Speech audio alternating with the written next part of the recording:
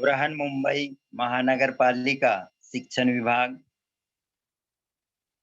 कुलाबा मनपा माध्यमिक शाला, कक्षा 9वीं, विषय हिंदी के अंतर्गत आज आपको उपयोजित लेखन, जिसमें पत्र लेखन है, इसके बारे में हम देखेंगे।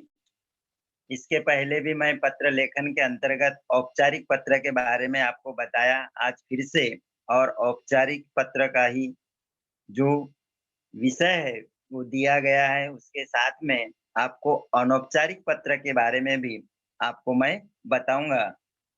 मैं मार्गदर्शक सिहोरे सजलाल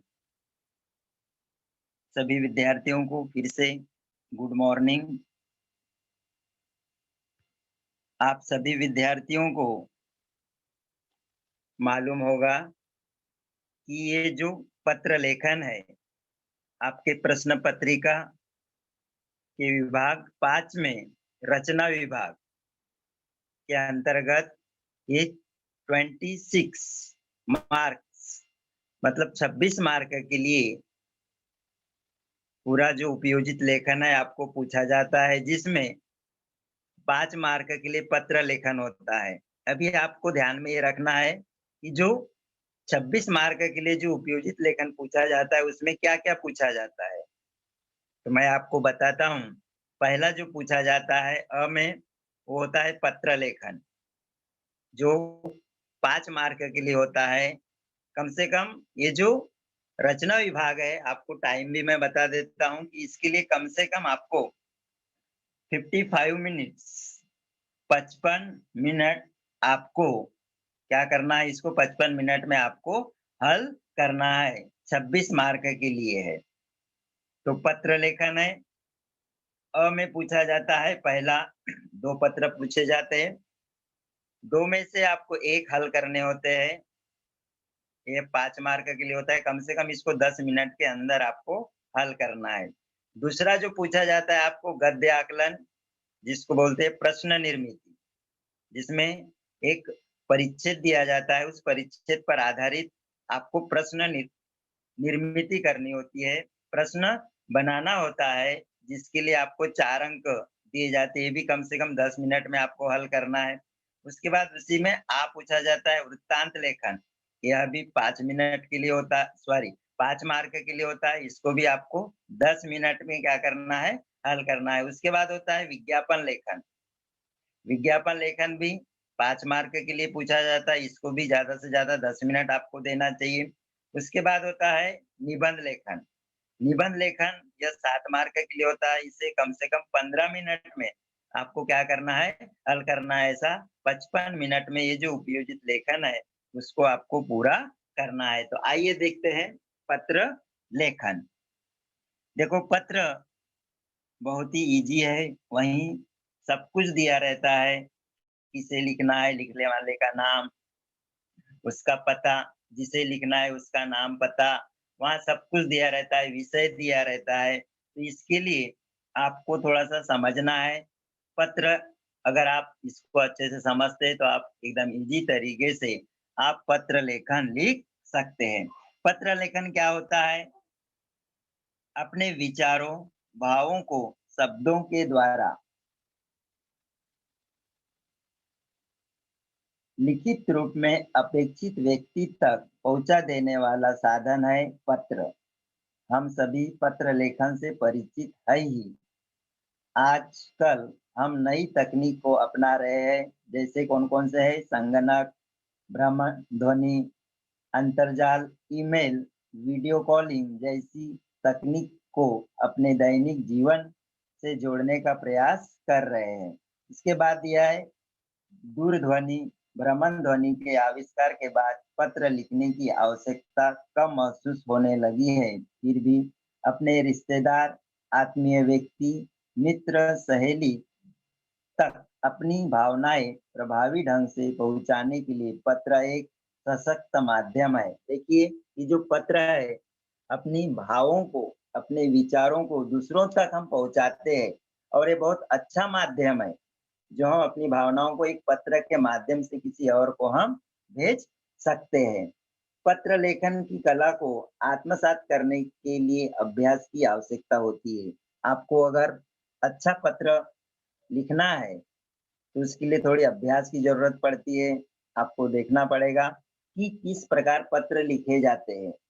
यह भी एक कला है, नहीं तो कैसी भी लिख दिए और भेज दिए, तो इसमें कैसा होता है, बहुत इफ़ेक्ट बराबर नहीं पड़ता है। तो आपको पत्र शुद्ध अच्छे अक्षरों से वर्तनी सही होनी चाहिए, ग्रामेटिकल मिस्टेक नहीं होनी चाहिए, व्याकरण शुद्ध होनी चाहिए, आदि बातों को ध्यान में रखना है।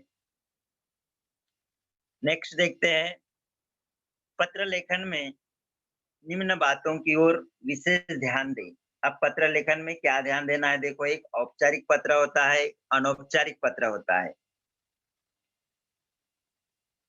प्रति लिखने के बाद पत्र प्राप्तकर्ता का पद और पता लिखना आवश्यक होता है। जैसे कि पिछले पीरियड में मैंने आपको बताया था अभी, और आपको मैं बताऊंगा कि प्रति लिखने के बाद जो प्राप्त करता है, जिसको आप पत्र भेज रहे हो, उसका पद और उसका पता ऊपर में ही लिखना आवश्यक होता है।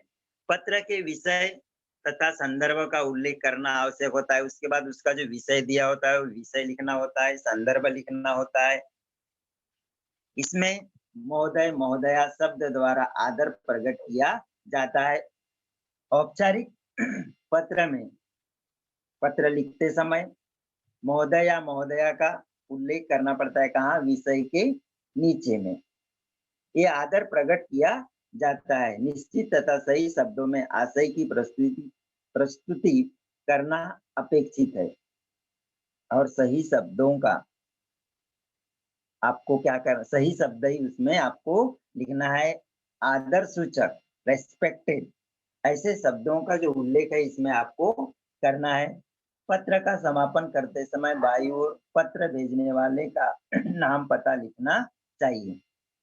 अभी जो पत्र का जो नमूना है वो बदल गया है। अभी सभी लिखने वाले का नाम, पता, जिसे भेज रहे हो उसका नाम, पता, दिनांक वगैरह जो भी आप लिख रहे हो, वो सब लेफ्ट साइड में होनी चाहिए। राइट साइड में कुछ भी आपको लिखना नहीं है। पहले राइट साइड में लिखा जाता था, अभी जो नमूना है पत्र लेखन का वह बदल चुका है, इसलिए सभी आपको लेफ्ट साइड में आपको लिखना होता है। ईमेल में ईमेल में आईडी देना आवश्यक है। अभी इसमें एक चीज ध्यान रखना है आपको कि जो ईमेल आईडी है, पहले क्या करते थे हम, पत्र लिखते थे, पत्र के लास्ट में एक लिफाफा बनाते थे। अभी लिफाफा बनाने की जरूरत नहीं, उसके जगह में क्या आ गया है, ईमेल आईडी। अभी ईमेल आईडी आपको क्या करना है, कैपिटल लेटर में आपको लिखना नहीं, स्मॉल लेटर में लिखना है। और क्या करना है, उसको कोई भी गैप नहीं देना है, उसमें कोई भी दूरी नहीं देना है। और ये इंग्लिश में लिखना है, हिंदी में आपको लिखना नहीं है। आगे हम देखते हैं, अपना कहना, मांग, शिकायत, अनुमति, विनती, आवेदन उचित तथा कम से कम शब्दों में संबंधित व्यक्ति तक पहुंचाना अनुरूप है। भाषा का प्रयोग करना एक कौशल है। अब तक हम जिस पद्धति से पत्र लेखन करते आए, उसमें नई तकनीक के अनुसार अपेक्षित परिवर्तन करना आवश्यक हो गया है। जैसा कि मैं आपको बताया कि पहले ईमेल आईडी नहीं लिखा जाता था, उसके बदले में क्या, लिफाफा बनाया जाता था। उसमें अभी क्या आया है, परिवर्तन आया है। पत्र लेखन में भी आधुनिक तंत्रज्ञान तकनीक का उपयोग करना समय की मांग है। आने वाले समय में आपको ईमेल भेजने के तरीके से भी अवगत होना है, अतः इस वर्ष से ईमेल के प्रारूप के अनुसार पत्र लेखन की पद्धति अपनाना अपेक्षित है। आपको मैंने बताया कि इस वर्ष से आपको क्या करना है, ईमेल आईडी लिखना जरूरी है। आगे देखते हैं, जैसे कि पत्र बताया मैं, पत्र के दो प्रकार होते हैं। एक होता है औपचारिक पत्र, दूसरा होता है अनौपचारिक पत्र। औपचारिक पत्र किसे लिखे जाते हैं, सरकारी कार्यालय, प्रधानाचार्य या अधिकारी, इन्हें जो पत्र लिखा जाता है उसको कहते हैं अनौपचारिक पत्र, सॉरी औपचारिक पत्र। अब औपचारिक पत्र में हमारे से बड़े होते हैं, रेस्पेक्टेड होते हैं, इन्हें हम पत्र लिखते हैं, जिसे हम जानते नहीं है, जिसे हम जानते नहीं, ऐसे लोगों को जो पत्र लिखा जाता है उसको औपचारिक पत्र कहते हैं। और अनौपचारिक पत्र किसे कहते हैं? जिसे हम जानते हैं, जिससे हमारा कोई रिश्ता होता है, उसको हम क्या कहते हैं? अनौपचारिक पत्र। जिसके बारे में हम सुख है, दुख है, उनके बारे में हम हालचाल पूछते हैं, उनसे अपना निजी संबंध होता है, इस इसे हम अनौपचारिक पत्र कहते हैं। इन्हें जो पत्र लिखा जाता है उसको अनौपचारिक पत्र कहते हैं। जैसे माँ, पिताजी, भाई, बहन, रिश्तेदार, दोस्त आदि, इन्हें जो पत्र लिखे जाते हैं उसे हम क्या कहते हैं? अनौपचारिक पत्र कहते हैं। अभी अब आपको मैं बताता हूँ मार्क। औपचारिक पत्र में मार्क कैसे दिए जाते हैं? यहाँ पर उसका गुण विभाजन किया गया है। 5 अंक कुल अंक 5। उसका गुण विभाजन कैसा किया जाता है ये आपको बताया गया है कि पत्र की शुरुआत, दिनांक, जिनको पत्र लिखना है, उनका पता, विषय, संदर्भ और संबोधन, ये सभी अगर आप लिखते हो तो इसके ऊपर आपको 2 अंक है।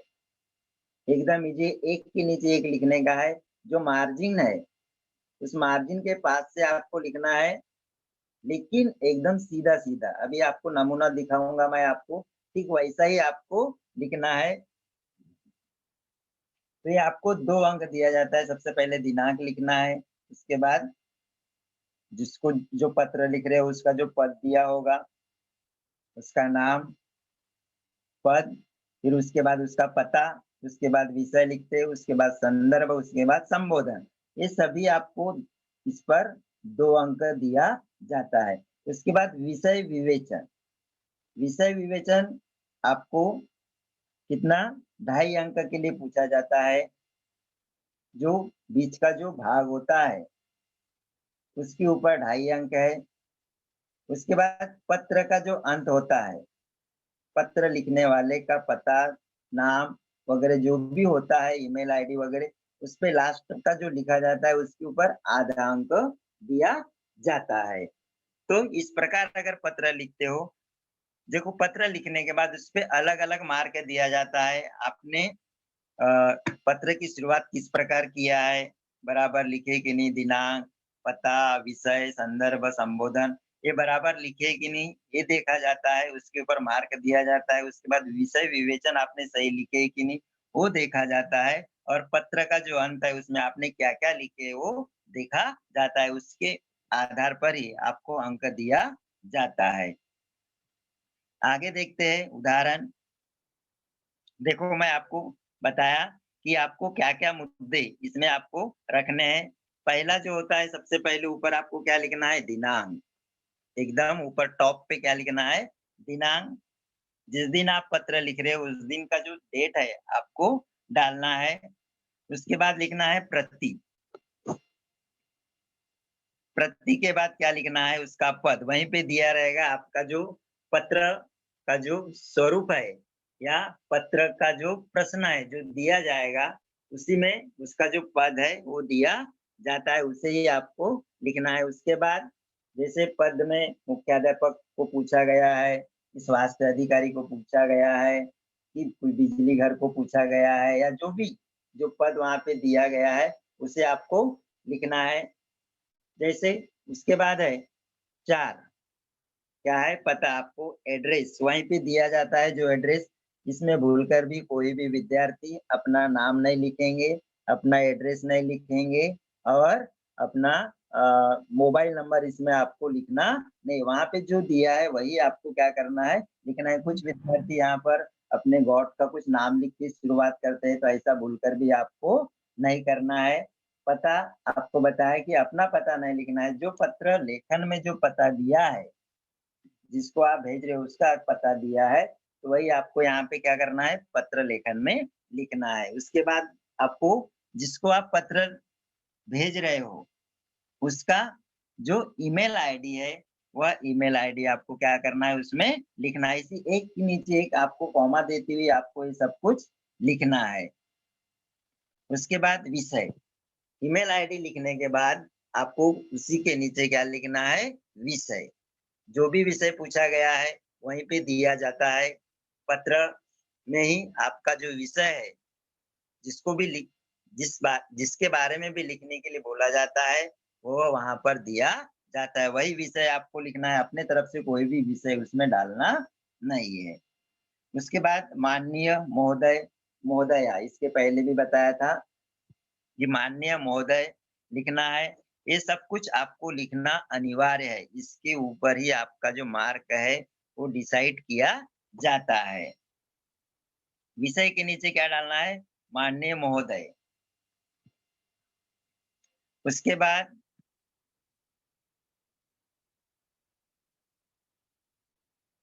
पत्र का कलेवर, मध्य जो भाग है आपका, बीच का जो भाग है वह पत्र का कलेवर होता है। उसे आपको, जो विषय है उस विषय को ध्यान में रखते हुए आपको क्या करना है, ये जो पत्र का जो कलेवर है वो आपको लिखना है। मतलब किसके बारे में पूछा गया है, छुट्टी के लिए पूछा गया है या कहीं स्वास्थ्य के बारे में कुछ पूछा गया है, या ध्वनि यंत्रक जो भी है आवाज की वजह से आपको जो भी वहां पूछा गया है उसी के संदर्भ में आपको क्या करना है, सब कुछ लिखना है। वही होता है पत्र का कलेवर। उसके बाद भवदीय, भवदिया। उसके बाद आपका होता है नाम, जो पत्र लिख रहा है जिसको हम हस्ताक्षर कहते हैं। हस्ताक्षर की जगह आपको क्या करना है, नाम। और नाम में जो पत्र लिख रहा है वो नाम आपको लिखना है। उसके बाद पत्र लेखन, जो लिख रहा है, पत्र जो लिख रहा है उसी का पता उसमें दिया जाता है।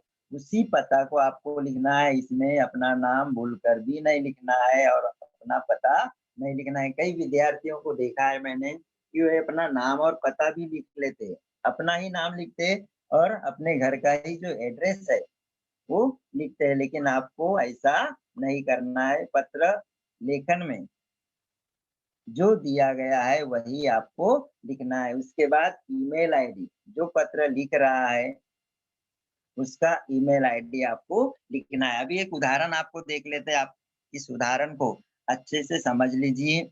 उदाहरण अगर आप समझ लिए तो पत्र आप कभी भी लिख सकते हैं। देखिए, देखते हैं प्रश्न क्या है। प्रश्न को ध्यान से आपको देखना है। भवानीपेट, सोलापुर में भयंकर आवाज करने वाले ध्वनि वर्धकों के कारण वहां की निवासी त्रस्त है। अब यहाँ पर एक विषय क्या है वो देखो, कि भयंकर आवाज करने वाले ध्वनि वर्धकों के कारण, ये है आपका विषय। इसको ध्यान में रखना है कि किसके लिए है, जो आवाज जो ज्यादा है, ध्वनि जो ज्यादा हो रही है उसके बारे में आपको क्या लिखना है, पत्र लिखना है। इस संदर्भ में शैला शैलेश जोशी, पत्र कौन लिख रहा है, शैला शैलेश जोशी। अब इसमें देखो ये ऑब्लिक दिया है इस प्रकार, तो शैला लड़की और शैलेश लड़का। अगर लड़की है तो शैला लिखेंगे और लड़का है तो शैलेश लिखेंगे। दोनों का सरनेम एक ही है, जोशी।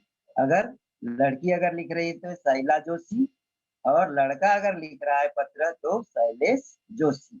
इस प्रकार आपको पत्र लेखा लिखना है। भाई साहब, जरूरी नहीं है कि लड़का है तो जो ये लड़की का नाम नहीं लिख सकता, या जो लड़की है वो लड़के का नाम नहीं लिख सकता, ऐसा नहीं। आप कोई भी एक आप लिख सकते हो, बट आपकी जो वर्तनी है, वाक्य जो रचना है, वो आपकी सही होनी चाहिए। ठीक है, तो ये लिखने वाला हो गया। उसके बाद स्वास्थ्य अधिकारी, इसे लिखना है, स्वास्थ्य अधिकारी को लिखना है पत्र। सोलापुर, वहाँ का एड्रेस दिया गया है, पता दिया गया है 413001। वो पत्र लिखता है।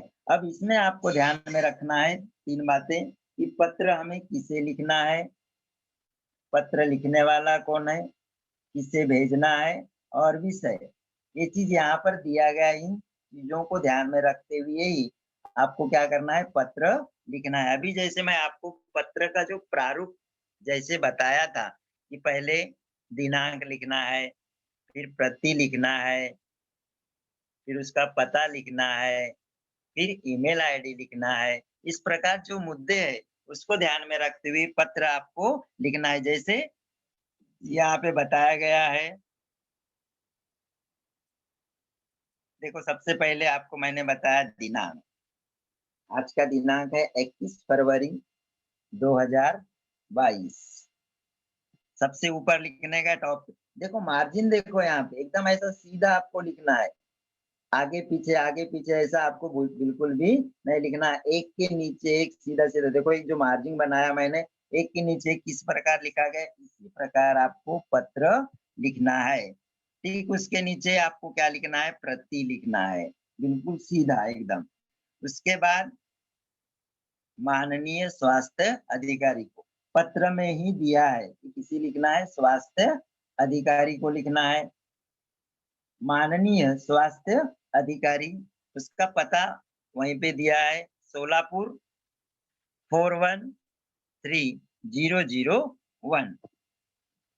उसके नीचे ईमेल आईडी आपको लिखना है। ईमेल आईडी लिखना है, स्वास्थ्य अधिकारी का जो भी ईमेल आईडी है वही आपको लिखना है। इसमें कोई भी गैप नहीं कर देना है और स्मॉल लेटर में लिखना है। अगर आपको ईमेल आईडी याद नहीं होता है तो ऐसा एक ईमेल आईडी आप कंफर्म, या तो फिर उस नाम से आप लिख सकते हो। जैसे यहाँ पे स्वास्थ्य अधिकारी है तो यहाँ पे वही लिख सकते हो। स्वास्थ्य अधिकारी के जो अधिकारी के बारे में जो भी ईमेल आईडी जो बनाया गया है वही ईमेल आईडी आपको यहाँ पे लिखना है। यहाँ पे एबीसी की जगह स्वास्थ्य अधिकारी भी लिख सकते हो, या फिर abc13@gmail.com। इस प्रकार एक ईमेल आईडी आपको बनाना है। मतलब 2 ईमेल आईडी होना चाहिए। एक जिसको आप पत्र लिख रहे हो उसका भी ईमेल आईडी आपको देना है, और जो पत्र लिख रहा है उसका भी एक ईमेल आईडी लास्ट में लिखना होता है। इसलिए 2 ईमेल आईडी आप परफेक्ट आपको आना ही चाहिए। ऐसा एक 2 बना के रखो। @gmail.com है तो सेम रहेगा ही। उसके आगे अगर आपको नहीं आता है तो एबीसीडी या XYZ भी आप लिख सकते हो, या फिर जो नाम दिया गया है उसके नाम से संबंधित आप उसका नाम भी आप इंग्लिश में आप लिख सकते हो। उसके बाद विषय विषय वहीं पे दिया है कि सार्वजनिक गणेश उत्सव में ध्वनि विस्तारक यंत्रों की ऊंची आवाज के बारे में शिकायत। उसके बाद दिया है पूर्ण विराम। अभी इसमें ध्यान में रखना है कि जहाँ पर भी जो लिखा है, देखो यहाँ पे कॉमा दिया है, फिर अधिकारी के बाद कॉमा दिया है। इस प्रकार आपको कॉमा देना जरूरी है। यहाँ पे पूर्ण विराम देना जरूरी है। महोदय के बाद क्या देना जरूरी है, कॉमा देना जरूरी है। अगर इस प्रकार विराम चिन्ह अगर बराबर आप नहीं लगाते हैं तो इस पे मार्क काटा जाता है। तो ये गलती आपको नहीं करनी है। तो इसके बारे में लिखना है आपको कि गणेश उत्सव में ध्वनि विस्तारक यंत्रों की ऊंची आवाज, मतलब ऊंची आवाज जो हो रही है उसके बारे में शिकायत करते हुए पत्र लिखना है। किसे लिखना है, स्वास्थ्य अधिकारी को। उसके नीचे क्या लिखना है, महोदय। उसके बाद मैं ये जो कलेवर है, इस प्रकार आपको ये कलेवर लिखना है। मैं भवानीपेट सोलापुर का निवासी हूँ। आजकल नगर में गणेश उत्सव बड़े जोरों से मनाया जा रहा है। इस अवसर पर भिन्न-भिन्न स्थानों पर ध्वनि विस्तारक यंत्र ऊंची आवाज में बजाए जा रहे हैं। भवानीपेट के गणेश मंडलों ने तो हद कर दी है। वे न तो दिन देखते हैं और न रात। ऊंचे स्वर में उनके ध्वनि विस्तारक यंत्र बजते रहते हैं। इसके कारण विद्यार्थियों के अध्ययन में व्यवधान उपस्थित होता है। उनके पढ़ाई में क्या होता है, पढ़ाई का नुकसान होता है। वो पढ़ नहीं पाते, वो डिस्टर्ब हो जाते हैं। इसीलिए आप क्या कीजिए करिए कि ये जो ध्वनि विस्तारक यंत्र है, जो ऊँची आवाज़ में बजाया जा रहा है, उसके ऊपर आपको ध्यान देते हुए आवाज़ को एक तो कम करने के लिए कहिए या फिर उसके लिए कुछ टाइम है, वो डिसाइड कर दीजिए, जो आपको इससे क्या होता है कि विद्यार्थियों को इससे कोई उसको उनको कोई नुकसान नहीं होगा या उनको कोई डिस्टर्ब नहीं होगा। तो इस बातों का ध्यान में रखते हुए जो पत्र लिखा जा रहा है। आगे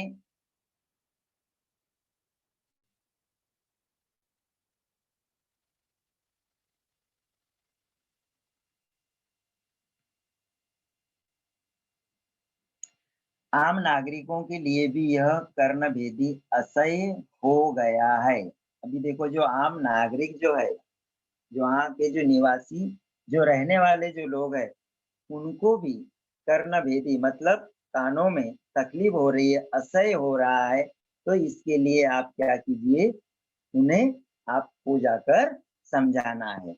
सर्वाधिक दुखद बात यह है कि समाचार पत्रों, रेडियो तथा दूरदर्शन द्वारा ध्वनि प्रदूषण की निरंतर चर्चा और चेतावनी के बावजूद उत्सव के नाम पर इतने जोर से ध्वनि विस्तारक यंत्र बजाए जा रहे हैं। हर जगह बताया जा रहा है कि ज़्यादा जो ऊँची आवाज़ में आपको नहीं बजाना है, क्योंकि बच्चों की एग्ज़ाम है, वे पढ़ाई कर रहे हैं, तो उनका नुकसान नहीं होना चाहिए। उसके लिए ये पत्र लिखा जा रहा है।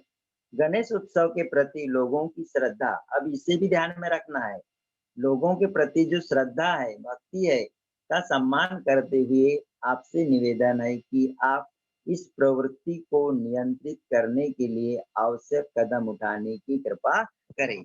इसको क्या करना है आपको कि जो श्रद्धा भक्ति को ध्यान में रखते हुए आपसे एक निवेदन है कि इसको नियंत्रित करने के लिए आपको मतलब किसको, स्वास्थ्य अधिकारी को एक अच्छा कदम उठाने के लिए जो वहाँ के जो निवासी है, उनके द्वारा जो पत्र लिखा गया है, उसमें इस बातों को ध्यान में रखा गया है कि किसी को भी कोई नुकसान नहीं होना चाहिए, कोई भी इसमें डिस्टर्ब नहीं होनी चाहिए और श्रद्धा और भक्ति का भी इसमें सम्मान होना चाहिए। उसके बाद लिखना है विनीत, उसके बाद क्या करना है, लिखने वाला कौन है, शैलेश जोशी। उसके बाद एड्रेस भवानीपेट। उसके बाद ईमेल आईडी क्या है, शैलेश जोशी भी लिख सकते हैं। यहाँ पे जो शैलेश लिखा गया है, शैलेश जोशी मतलब लिखने वाला एक है, तो उसी का नाम आपको क्या करना है, ईमेल आईडी में लिखना है। आपको फिर से बता दूं कि ये कैपिटल में लिखना नहीं, स्मॉल लेटर में आपको लिखना है। एट दी देखो शैलेश 01@gmail.com, ये है आपका पत्र लेखन। इस प्रकार अगर आप पत्र लिखते हो तो आपको पूरा 5 में से जो 5 अंक आपको दिया जाएगा। इसके पहले भी मैंने आपको 2-3 पत्र आपको मैंने यही औपचारिक पत्र के बारे में आपको मैंने बताया है। आगे देखते हैं अनौपचारिक पत्र, इससे भी अभी ध्यान में रखते हैं। इसके पहले भी आपको मैंने औपचारिक पत्र का कुछ क्वेश्चन, आपको जो प्रश्न है मैंने आपको बताया था। अभी समझने के लिए अब देखते हैं अनौपचारिक पत्र। अनौपचारिक पत्र के बारे में मैंने आपको बताया था कि अनौपचारिक पत्र हम किसे कहते हैं। अनौपचारिक पत्र किसे लिखे जाते हैं, अपने मित्रों, माता-पिता, अन्य संबंधियों को लिखे गए पत्र, ये अनौपचारिक पत्र होते हैं। मतलब जिनका हमारा कोई निजी संबंध होता है, उन्हें जो पत्र लिखा जाता है उसे हम अनौपचारिक पत्र कहते हैं, जिसमें क्या होता है, आत्मीयता का भाव होता है, क्योंकि वे हमारे होते हैं, उनमें हमारी आत्मा निवास करती है। आत्मा निवास करती है मतलब वो हमारे रिलेटिव होते हैं। आत्मीयता का भाव, व्यक्तिगत बातों का उल्लेख, हम व्यक्तिगत जो बात है वो लिख सकते हैं, लेकिन औपचारिक पत्र में ऐसा नहीं होता है। हम अपनी व्यक्तिगत बातों का जो उल्लेख है इसी नहीं कर सकते, उनके सुख-दुःख जो जिसको हम पत्र लिखते हैं उसके सुख-दुःख के बारे में हम उनको नहीं पूछ सकते। ये होता है कहाँ? अनौपचारिक पत्र में। अपनी व्यक्तिगत बातों का उल्लेख हम अनौपचारिक पत्र में कर सकते हैं। व्यक्तिगत सुख दुख का ब्यौरा हम व्यक्तिगत रूप से हम उससे उसकी सुख दुख के बारे में पूछ सकते हैं कि आप कैसे हो, कोई तकलीफ तो नहीं है, सभी परिवार के लोग कुशल मंगल है कि नहीं, ये सब हम अनौपचारिक पत्र में लिखते हैं। उसके बाद व्यक्तिगत संबंध को उल्लेख किया जाता है। अब इसमें व्यक्तिगत जो भी संबंध होते हैं उनका उल्लेख इस अनौपचारिक पत्र में किया जाता है। आगे देखते हैं अनौपचारिक पत्र में कौन कौन से पत्र होते हैं, यहाँ पर बताया गया है। जैसे बधाई पत्र, दूसरा शुभकामना पत्र, तीसरा निमंत्रण पत्र, चौथा विशेष अवसरों पर लिखे गए पत्र। उसके बाद है सांत्वना पत्र, उसके बाद है किसी प्रकार की जानकारी देने के लिए, और सातवां कोई सलाह आदि देने के लिए। ये जो पत्र होते हैं ये अनौपचारिक पत्र होते हैं। अभी इसमें ध्यान देना है कि अनौपचारिक पत्रों में छोटे होते हैं, बड़े होते हैं, उनको हमें क्या लिखना है। पत्र में लिखे जाने वाले आदर सूचक जो शब्द होते हैं वो कौन कौन से होते हैं, इसे ध्यान में रखना है कि अपने से जो बड़े होते हैं या अपने से जो छोटे होते हैं उनको हमें क्या लिखना है। आदर्श सूचक जो शब्द होते हैं उसमें हमको क्या लिखना है, बहुत ही महत्वपूर्ण होता है। जैसे उसमें हम लिखते थे प्रति वगैरह, जो लिखते थे विषय वगैरह लिखते थे, ये आपको यहाँ पे लिखने की जरूरत नहीं है। कहाँ पर? अनौपचारिक पत्र में। तो इसमें आपको ध्यान रखना है कि पत्र में लिखे जाने वाले जो आदर पूर्वक जो शब्द होते हैं उसमें अपने से बड़े हैं तो इन शब्दों से करें। अब इसमें भी पत्र की शुरुआत संबोधन दिया है, पत्र का अभिवादन दिया है, पत्र की समाप्ति, इन बातों का हमें ध्यान में रखना है। तो पत्र की शुरुआत कैसे करना है? संबोधन से। दिनांक तो लिखना ही है, ईमेल आईडी तो लिखना ही, लेकिन जो शुरुआत है पत्र की वो किस प्रकार संबोधन से आपको करना होता है। जैसे अपने से बड़े हैं, जैसे माता है पिता है वो हमारे से बड़े होते हैं, तो उनके लिए जो शुरुआत जो संबोधन है किस प्रकार करना चाहिए, देखो यहाँ पे मैंने आपको बताया है। आदरणीय, पूजनीय, पूज्य, श्रद्धेय आदि, इनसे आपको क्या करना है अनौपचारिक पत्र में, इससे आपको क्या करना है, शुरुआत करना है। ये हो गया आपका संबोधन। उसके बाद है पत्र का अभिवादन। अब पत्र का अभिवादन में आपको ध्यान देना है क्या, कि क्या लिखना है। सादर प्रणाम, सादर चरण स्पर्श, सादर नमस्कार आदि, इन शब्दों से उसका क्या करना है, अभिवादन करना है। क्यों? क्योंकि वो हमारे से बड़े हैं। उसके बाद पत्र की जो समाप्ति है, पत्र की समाप्ति कैसी करना है। आपका बेटा, पोता, नाती, बेटी, पोती, नातिन, भतीजा आदि। आपका मतलब रेस्पेक्ट, आपका मतलब क्या है, रेस्पेक्टेड है, मतलब हमारे से वो बड़े है, इसलिए यहाँ पे क्या लिखा गया है, आपका। आपका बेटा, आपका पोता, आपका नाती, आपका, आपकी बेटी, पोती, नातिन, ये सब कुछ जो पत्र की जो समाप्ति है इस प्रकार आपको क्या करना है, लिखना है। अभी आगे देख, इसमें अपने से छोटे या बराबर वाले के लिए कौन से शब्दों का आपको उपयोग करना है। इन शब्दों से करें। कौन कौन से शब्द होते देखो, जो अपने से छोटे हैं या हमारे एज के हैं, हमारी उम्र वाले अगर है, तो पत्र की शुरुआत आपको किस प्रकार करनी है। देखो, प्रिय, चिरंजीव, प्यारे, प्रिय मित्र आदि, इनसे पत्र की शुरुआत करनी है। जो अपने से छोटे है बताया, या अपने बराबर के। उसके बाद पत्र का अभिवादन। पत्र का अभिवादन यहाँ पर दिया गया है, किस प्रकार किया गया देखो।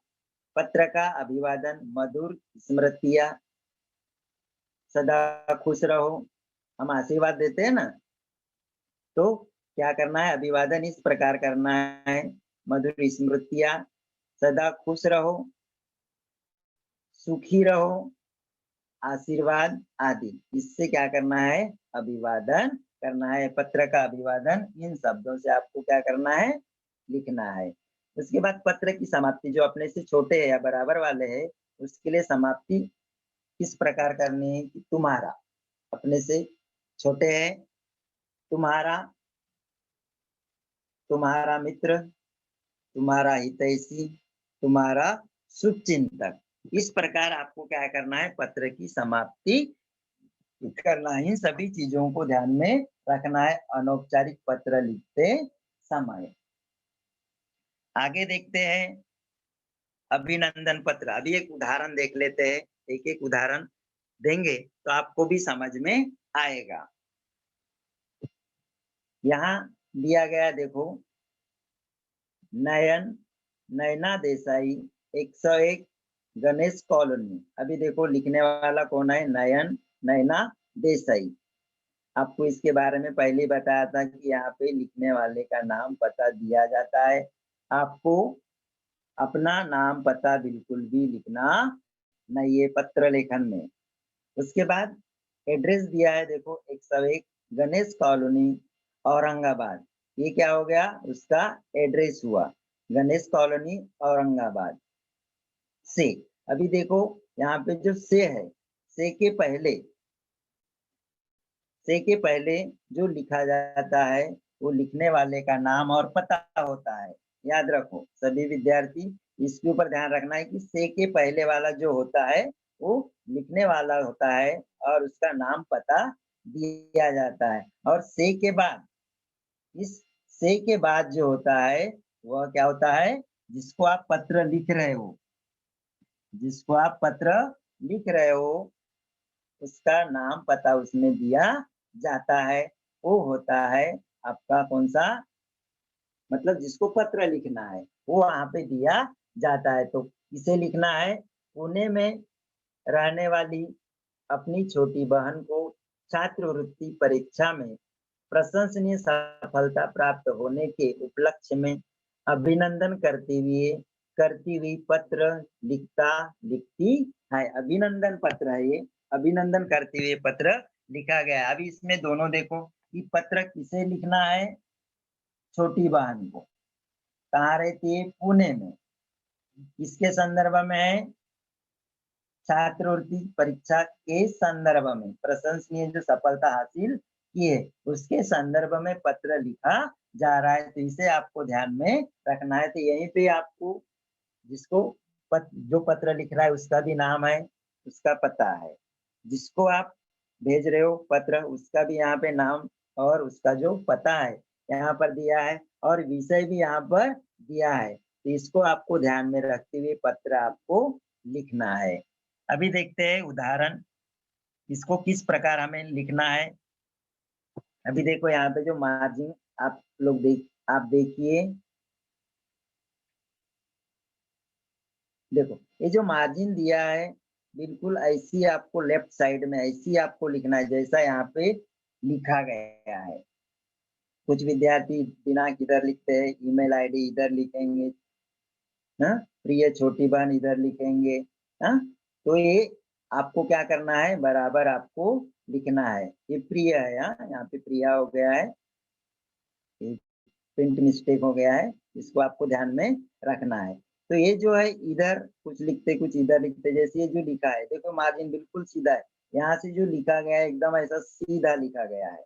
तो इसमें आपको क्या करना है, आगे पीछे बिल्कुल भी आपको नहीं करना है, एक के नीचे एक आपको लिखना है।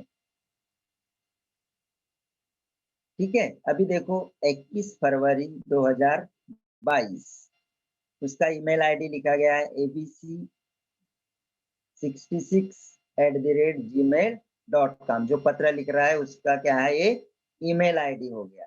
इसे लिखना है, प्रिय छोटी बहन,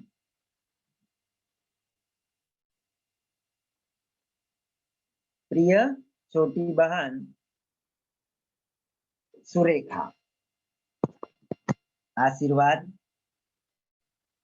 तुम्हारे पत्र से मालूम हुआ कि तुमने इस वर्ष की छात्रवृत्ति परीक्षा में प्रशंसनीय सफलता प्राप्त की है।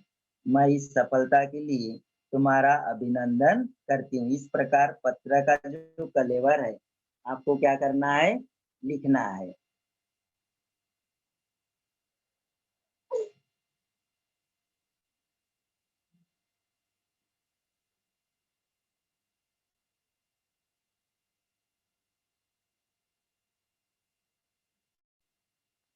ठीक है, उसके बाद आगे देखते हैं। प्रिय सुरेखा, छात्रावास में रहने का एक लाभ तो तुमने देख लिया। छात्रावासों में रहने वाले विद्यार्थी अनुशासन का पालन करते हुए सारा काम समय पर करते हैं। समय से उठना, देखो कोई विद्यार्थी क्या करते हैं, आपको भी इस प्रकार समय से उठना चाहिए, समय का पालन आपको करना चाहिए। इन बातों का उल्लेख यहाँ पे पत्र में किया गया है। समय से उठना, समय से पढ़ना तथा समय से सो जाना। मेरी इच्छा है कि तुम इसी प्रकार अपने जीवन में सफलताएं पाती रहो और मैं तुम्हें अभिनंदन पत्र भेजती रहूं। अपनी सहेलियों को भी मेरा प्यार और आशीर्वाद कहना। तुम्हारी बड़ी बहन कौन है, नैना, 101 गणेश कॉलोनी औरंगाबाद। इसका ईमेल आईडी दिया है, देखो कौन लिख रही है पत्र, नैना। यहाँ पे लिखा है naina@gmail.com। यहाँ पे जो नाम दिया गया है उसी नाम से आप ईमेल आईडी बना सकते हो। ठीक है, यहाँ तक आपको समझ में आ गया होगा। आगे देखते हैं। ठीक है, यहाँ तक के आपको समझ में आ गया होगा। किसी को कुछ पूछना है तो आप पूछ सकते हो। फिलहाल आज के लिए इतना ही। किसी विद्यार्थियों को कोई प्रश्न अगर पूछना है तो आप पूछ सकते हो।